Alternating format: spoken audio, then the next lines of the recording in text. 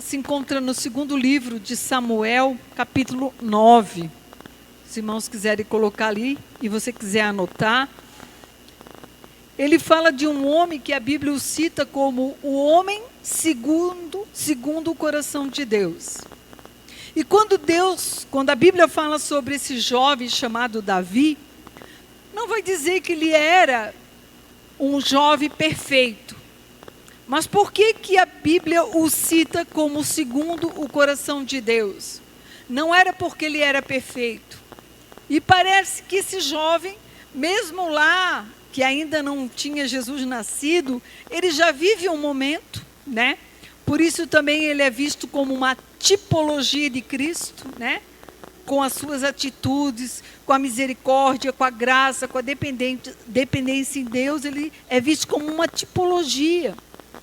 Por isso que Jesus é chamado pelo cego filho de Davi, porque ele vem da genealogia de Davi, Jesus. Genealogia humana, por parte de Maria. Então, ele era o quê? O filho de Davi, mas não era em relação ao homem, mas o enviado de Deus, o rei dos judeus. E Davi é tido como um homem segundo o coração de Deus, por causa do seu quebrantamento, seu coração inclinado para Deus. Deixar Deus fazer como ele queria. E ele era um homem muito temente, porque naquilo que ele podia fazer, e do jeito que ele queria, no caso de Saul, o rei que o perseguia, ele dizia, mesmo que ele erre comigo, eu não vou tocar no ungido de Deus. Hoje, querido, as pessoas estão muito sem temor a Deus. Elas falam de igreja, de pastor, elas criticam a obra de Deus e a palavra de Deus com muita facilidade.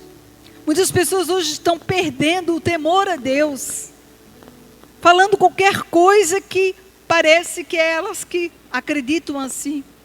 A gente precisa entender que as coisas de Deus são sagradas. Então Davi, ele tem uma postura que por mais que Saul errasse, ele era o rei. E se ele era o rei, quem ia trabalhar com ele era o próprio Deus. Até que chega um momento que Deus decreta, eu não quero mais Saul, agora eu quero Davi.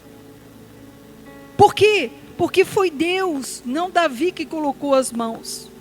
Aqui no capítulo 9, pode colocar lá, começa a narrar pós-reinado de Davi. Agora ele já é o rei. Então ele diz assim, a certa ocasião, Davi perguntou, resta ainda alguém da família de Saul a quem eu possa mostrar a bondade por causa da minha amizade com Jonatas? Veja bem, era próprio dos reis, quando assumisse o reinado, para que ele não fosse ameaçado de perder o reino, era que ele matasse toda a família do rei anterior. Fazendo assim, ninguém daquela família podia reivindicar o reino. Só que Davi, ele era um homem cheio de graça de Deus e de bondade. Ele não se sentia ameaçado pelo homem, porque ele disse, eu sei que foi Deus que me colocou neste lugar. Uma das primeiras coisas que você precisa compreender é ter a convicção que o que Deus quer da sua vida. Que você está onde está, que você faz o que faz porque Deus permite que você faça. E Davi tinha essa tranquilidade em Deus. Deus está na minha frente. Então ele diz, então chamaram Ziba, um dos servos da casa de Saul, para que se apresentasse a Davi. O rei lhe perguntou, você é Ziba? Ele disse, sou o teu servo. Ele respondeu, pode passar. O rei perguntou, resta ainda alguém da família de Saul a quem eu possa mostrar a bondade de Deus? Ainda há um filho de Jonatas, aleijado dos pés. Respondeu. Onde está ele? Perguntou o rei. Ziba respondeu, na casa de Maquir, filho de Amiel, em Lodebar. Então o rei Davi mandou trazê-lo de Lodebar. Quando Mefibosete, filho de Jonatas e neto de Saul, compareceu diante de Davi, mostrou-se com o rosto em terra. Mefibosete perguntou a Davi, ele respondeu: eis aqui o teu servo. Não tenha medo, disse Davi, pois é certo que eu o tratarei com bondade por causa de Jonatas, o seu pai. Vou devolver-lhe todas as terras que pertenciam ao seu avô Saul, e você comerá sempre à minha mesa. Quando os filisteus guerrearam com Saul e seu filho Jonatas, que Jonatas entendia e fez uma aliança com Davi, e compreendia que as atitudes de Saul não eram boas para com Davi, porque Saul soube que Davi tinha sido ungido rei pelo profeta, e ele disse: eu não vou perseguir esse jovem, ele não vai tomar o meu lugar. E Jonatas disse: Deus é que colocou o Senhor, não se preocupe, porque podia passar muitos anos, eles não iam saber como que Deus ia fazer aquilo. Só que a insegurança de Saul, a crise dele, e coisas que ele fez que Deus não estava mandando, comprometeram o seu legado, não tinha nada a ver com Davi. Uma das primeiras coisas que nós somos muitas vezes levados, se chama na psicologia de transferência de responsabilidade ou de se sentir culpado. Às vezes a gente faz algumas coisas que é mais fácil dizer que a culpa é do meu marido, a culpa é da minha mulher, a culpa é do meu patrão, a culpa é do meu amigo, a culpa é dessa pessoa. E não temos uma reflexão do que nós temos feito para produzir aquele tipo de situação. O mundo vive transferindo a responsabilidade, porque a culpa é do governo, porque é das pessoas, mas se cada um de nós tivermos uma reflexão pessoal, e isso faltou a Saul, o que eu tenho feito, como faltou para Caim, quando ele se sentiu ameaçado, ele mirou em Abel e o matou, e Deus disse: não é certo que se tu ofereceres o teu melhor, eu receberei. Não tinha nada a ver com Abel. Davi aqui, ele está sentado no trono, e ele podia dizer: agora eu sou o cara, agora eu tenho poder, agora eu vou perseguir, agora vão me pagar por aquilo que fizeram contra mim. E aí eu lhe pergunto, como é que ele está neste lugar, e o coração dele está cheio de bondade e de amor. Por isso ele era um homem segundo o coração de Deus. O nosso coração em Deus não é depósito de raiva, de mágoa, de contrariedade, de vingança. O coração de um homem e uma mulher cheio de Deus é um coração como Davi tem aqui, cheio de bondade, de amor e de compreensão. Porque a sua fonte não são as suas razões. A sua fonte é dizer: eu também era errado, eu também errei, eu também fiz tantas coisas erradas, mas Deus, que é Deus, me perdoou. E a palavra de Deus diz: assim como o Senhor fez por nós, nós devemos amar o próximo como nós mesmos. O judeu muitas vezes vinha comparando com toda a lei, e estava indagando Jesus: vamos guardar o sábado, vamos fazer isso. Jesus disse: não, eu vou resumir: ame a Deus sobre todas as coisas, e o próximo como a ti mesmo. É aí que nós mostramos a nossa atitude, não nas nossas razões. Não, bispa, tu não está entendendo, a pessoa me prejudicou. Não são as tuas razões. Não, bispa, mas a pessoa me ofendeu. Não são as tuas razões. Quando você tem a compreensão no Espírito de Deus e no amor de Deus e na graça de Deus na sua vida, você é um dispenseiro da graça e do amor de Deus para o teu próximo, amém? É aí que você destila, você exala o bom perfume de Cristo. Então Davi, ele fez o quê? ele disse: será que eu não posso fazer mais bondade para alguém? E o servo Ziba disse: Senhor, tem um. Quem é? Mefibosete, o neto de Saul. Esse menino, quando ele tinha uns 5 anos, fugindo, pós-guerra, o pai e o avô haviam morrido. A babá o pega no colo e sai correndo, e quando ela corre, ela cai com o menino, e seus pés quebram. E os tornozelos ficam virados, quebrados, e não tinha recurso. E ele é levado lá para esse lugar chamado Lodebar. Esse lugar quer dizer o quê? Terra esquecida. E Mefibosete quer dizer o quê? Aquele que não tem esperança, aquele que está perdido. Então veja bem que cenário. Ele sai do reino, futuro sucessor do pai. O seu avô é um rei. Ele vive nos palácios com berço de ouro, e da noite para o dia ele vira um aleijado, jogado numa terra sem esperança. Olha que virada de vida. O que essa criança fez para merecer isso? Nada. Seu avô errou. Talvez o seu pai tenha errado na avaliação com Deus, de tudo que Deus fez, que eles fizeram com os filisteus. Mas essa criança não fez nada.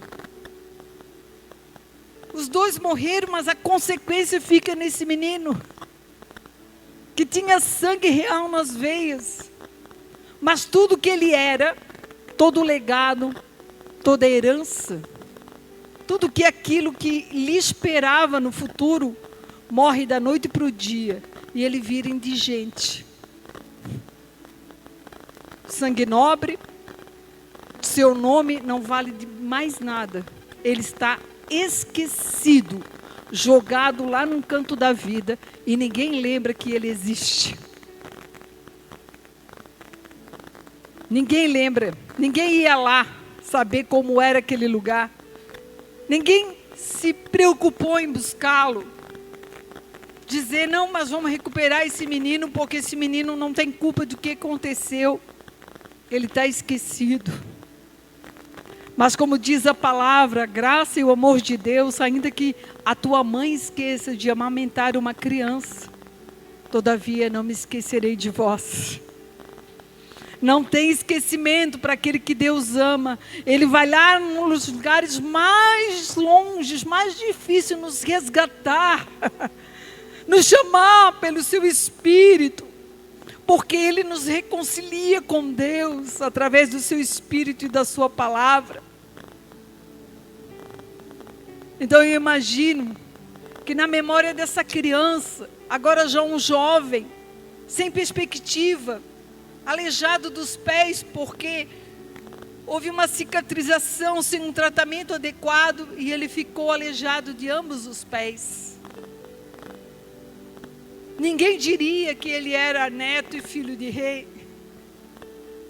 As aparências às vezes enganam, mas Deus conhecia quem era aquele jovem. Deus sabia quem ele era. E quando ele está lá na terra de esquecimento, Davi lembrou: eu quero fazer o bem a alguém que seja dessa família. E o servo disse: ao esquecido, a alguém que foi vítima de uma situação, foi roubada a sua herança, está lá escondido, sem esperança de vida. E Davi diz: mande-o buscar.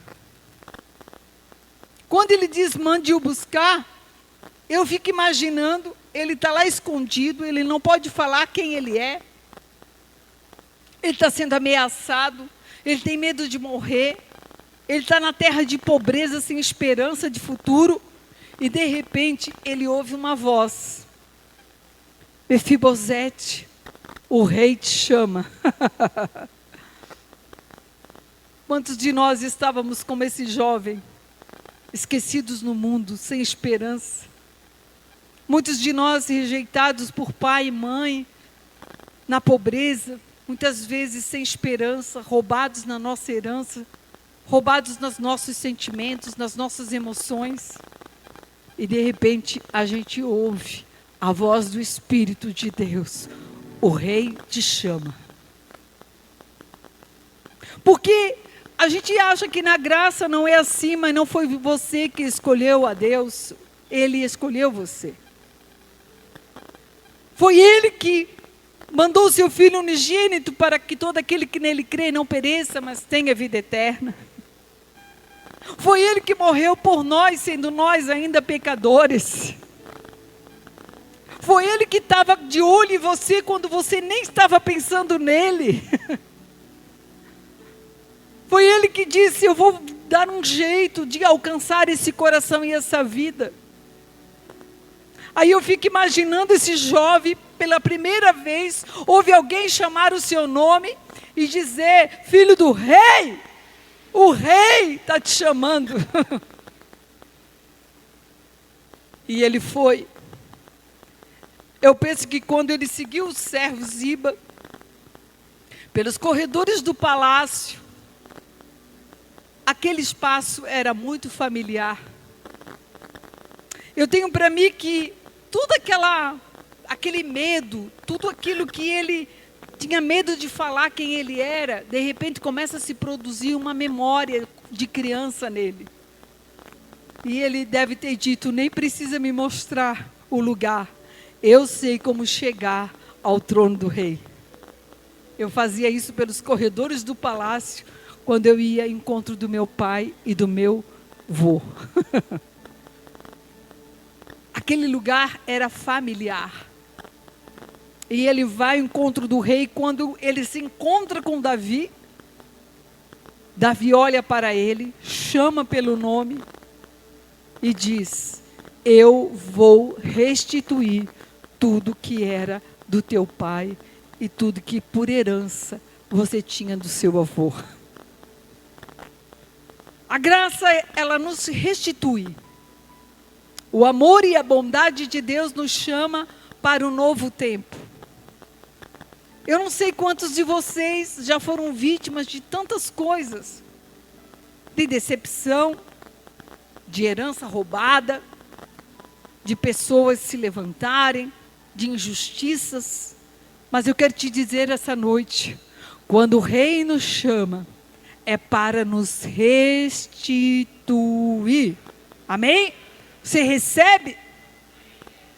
Ele é um Deus de restituição. Ele vai trazer coisas que você havia perdido. Ele vai trazer coisas por causa da sua bondade. Ele não é Deus de punição. Não, eu sei que eu perdi isso porque eu estava longe de Deus. Não, Deus não é um Deus punitivo, Ele é um Deus de amor. As circunstâncias, as nossas escolhas ruins, o nosso não ouvir a Deus, pode nos levar a gente muitas vezes ter consequência de perdas. Mas eu digo uma coisa: quando os teus ouvidos estão abertos para o chamado do Rei, quem está aqui, Ele começa a trazer a restituição. E eu sei que enquanto eu estou falando aqui, tem algumas pessoas neste lugar que tem um ciclo na sua vida. Quando você acha que as coisas estão chegando, elas se perdem. Você tem um ciclo de começar e não terminar. Quando você acha que está dando tudo certo, de repente você perde tudo. O que é isso? É muitas vezes coisas que a gente vai sendo vítima de situações e a gente vai perdendo. Mas eu quero te dizer que o Rei que te chama, Jesus, Ele abre a porta e ninguém fecha. Amém? Ele vai restituir a tua alegria, Ele vai restituir a tua paz, Ele vai restituir a tua família, Ele vai restituir a tua vida financeira, porque Ele é Deus de restituição. Tenha essa expectativa. E Mefibosete diz: mas eu sou como um cão morto. Ele se comparar com um cão já era bem deprimente. E ainda ele foi mais além, eu sou um cão morto. O que serve um cão morto? Só para ser enterrado. Ou ele disse, eu só morri, esqueceram de enterrar. Eu já não existo mais. A dor, a perda, o sofrimento, a solidão, a falta de futuro, arrancaram a identidade desse jovem. Ele já não sabia mais quem ele era. Ele já não achava que ele era neto e filho de rei. Ele estava achando que ele era um cão morto. Como sentimentos contrários. Como os sentimentos errados no nosso coração. Quando a gente é vítima de tudo quanto é tipo de situação. Roubam a nossa identidade. Ei, Deus te fez filho. Ele é o nosso rei. Ele está chamando você nessa noite. E Davi disse, não só vou restituir, mas sabe o que eu vou fazer contigo? Eu quero que todos os dias, diga comigo, todos os dias, você sente a minha mesa. Gente, isso é de uma profundidade. Sentar na mesa do rei era privilégio de grandes homens. Daqueles que realmente tinham intimidade com o rei. Não é para um qualquer aleijado, esquecido, maltrapilho. Mas o amor e a bondade que Deus havia botado no coração de Davi por a vida daquele jovem, fez com que ele visse mais do que ele era. Quem está entendendo diz amém. As pessoas podem te subestimar, mas Deus sempre vai ver mais do que você acha que é.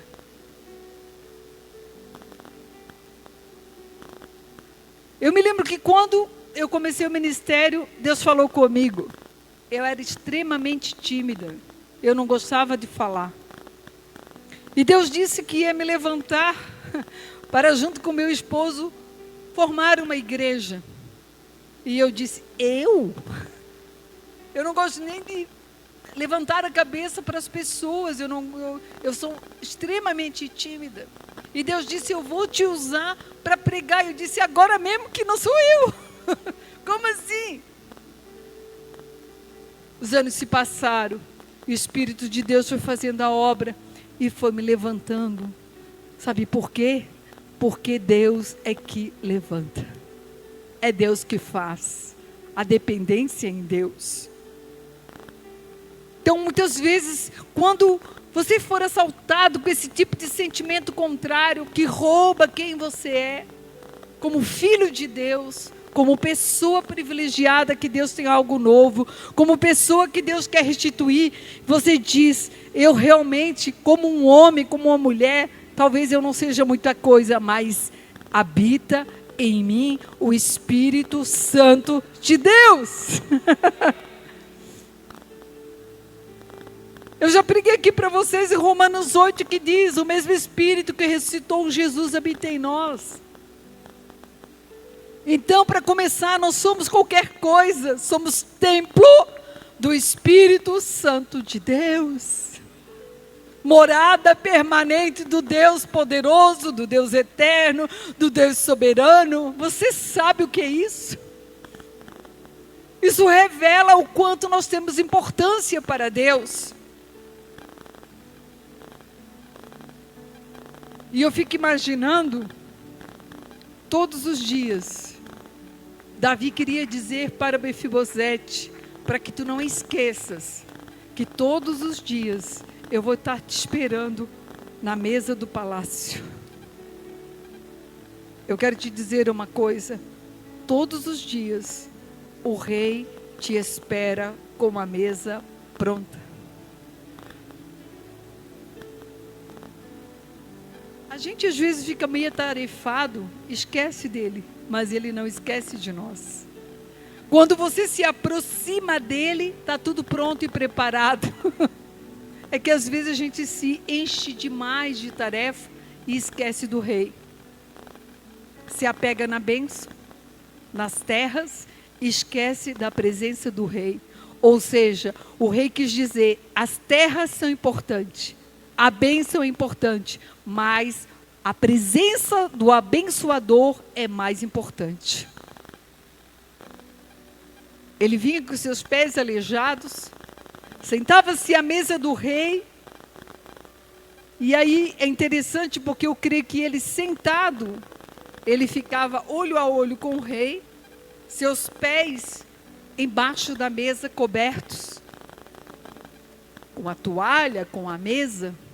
Então, quando ele estava sentado, ele era igual ao rei. Amém?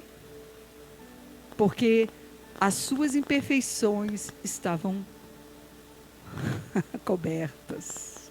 É a graça de Deus que nos aperfeiçoa, que nos protege, que nos leva à presença do Rei. E por que sentados? Sentado, a gente se remete ao quê? A descanso. Aí estava muito tempo em pé, me sento para descansar. O descanso, porque tem gente que come em pé, lá correndo, pega uma comida, sai correndo. Ele não vai ter uma boa digestão.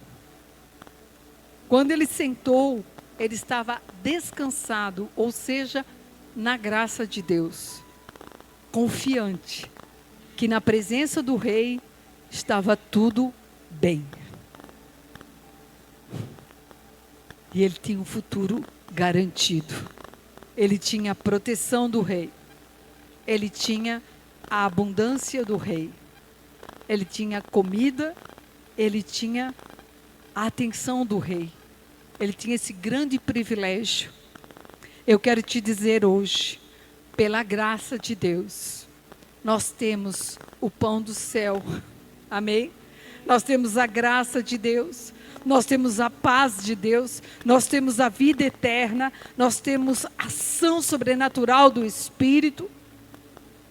E aqui não vem acusação. Como que eu vou te receber? Olha o que teu pai fez, olha o que tua mãe, olha o que teu avô fez. Tem muitas pessoas que se apegam à maldição hereditária. Ei, Jesus se fez maldição em nosso lugar. A graça diz que se teu pai, tua mãe pecaram, tua geração, isso era lei imposta como uma consequência em gerações por maldição. Jesus não havia nascido. Quando ele morreu por nós na cruz do Calvário, cumpriu nele toda a lei, toda a maldição foi quebrada, porque ele se fez maldição, morrendo de morte de cruz, como diz a palavra, e ressuscitamos em Cristo. Amém? Não, bispo, eu vou ter uma doença porque toda a minha família tem doença. Para com isso. Tua saúde está em Deus, amém, igreja? Não, toda a minha família sempre entra em falência. Você vai ser abençoado, próspero. Por quê? Porque você está em Cristo. Toma posse disso. Davi diz isso para Mefibosete. O teu legado não vai ser o legado do teu pai nem do teu avô. Vai ser o legado junto a mim, junto ao rei. Ou seja, enquanto você estiver na minha mesa e os teus olhos estiverem fitos em mim, você vai achar segurança para a tua vida, prosperidade. Não tire. Pedro está lá, Jesus andando sobre as águas, e Pedro diz: Senhor, que eu possa ir ter contigo. E Jesus disse: vem. E Pedro, olhando para Jesus, começa a andar sobre as águas. De repente ele tira os olhos de Jesus e começa a afundar. Ele diz: Senhor, tem misericórdia de mim. E Jesus pega, puxa ele e diz: por que você tirou os olhos de mim, homem de pouca fé? O segredo de uma vida em Deus, na bênção do Senhor, é você não tirar os olhos de Jesus. Você não esquecer que todos os dias Ele está te esperando. Não esquecer que todos os dias Ele está lá com sua graça maravilhosa, querendo falar com você, te abençoar.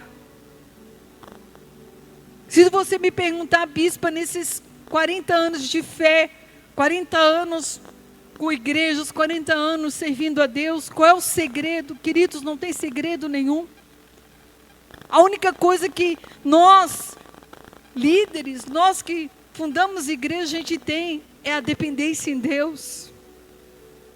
Eu nunca esqueço quem Ele é na minha vida. E todos os dias eu estou na presença do Rei. Amém? Dizendo, Senhor, se não for o Senhor na minha vida, eu sou um aleijado. Mas eu sei que as nossas imperfeições são cobertas pela graça e o sangue do Senhor maravilhosamente. Amém?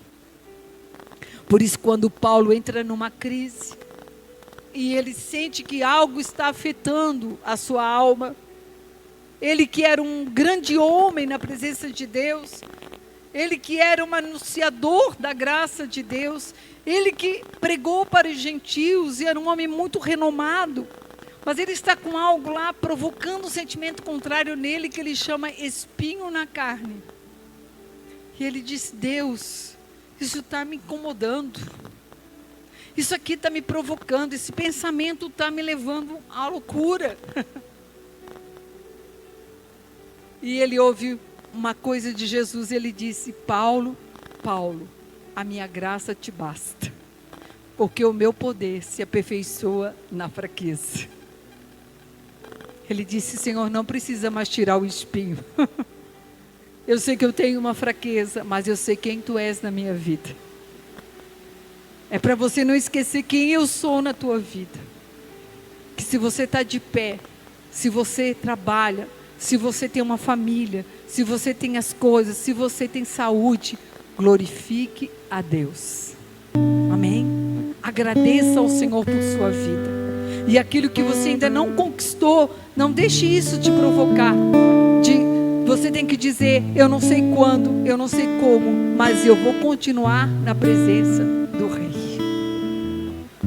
Porque você não foi chamado para viver esquecido.